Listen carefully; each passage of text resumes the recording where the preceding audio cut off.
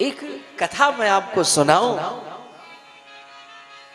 ऐसे ही एक पड़ोसी थे। एक पड़ोसी दिन रात भजन करता था, खूब भगवान की श्रद्धा पूर्वक उनका पूजन भजन करता था। और उसकी पत्नी भी खूब भजन करने वाली थी। बच्चे भी अत्यंत संस्कारी थे।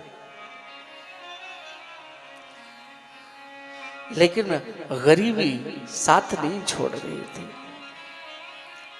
आर्थिक तंगी से संपूर्ण परिवार परेशान रहता था।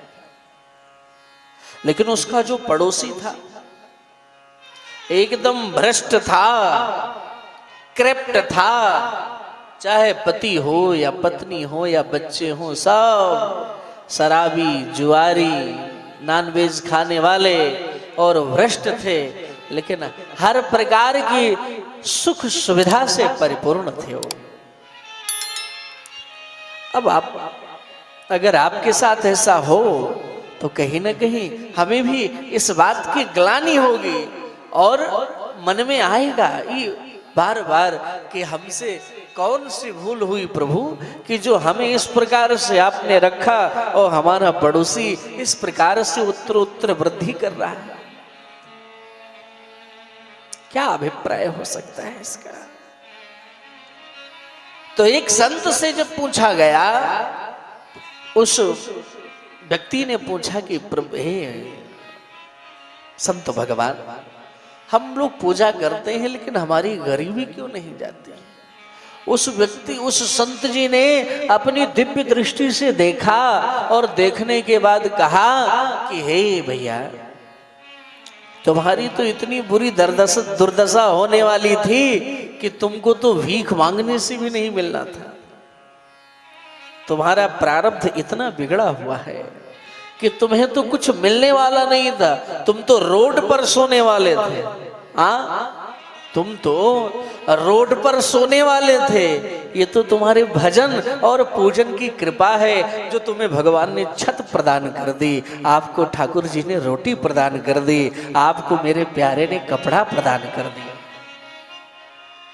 ये तुम्हारे भजन और पूजन की कृपा है और आपके भजन पूजन से परमात्मा बड़े प्रसन्न है। इसलिए तुम्हारे प्रारब्ध में ना होते हुए भी ये सारी फैसिलिटी मेरे प्यारे ने आपको दे रखी।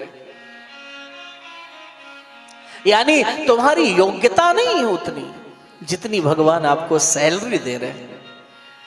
और बोले महाराज, ये हमारा पड़ोसी तो इतना भ्रष्ट है, इसके ऊपर इतनी कृपा कैसी है? सो बोल पड़ा कि देखो, ये भ्रष्ट अगर ना होता, ये मांसाहार मांस ना खाता, शराबी ना होता, जुआरी ना होता, तो आज ये तुम्हारा पड़ोसी ना होता। बोले फिर, बोले इस राज्य का मुख्यमंत्री होता है।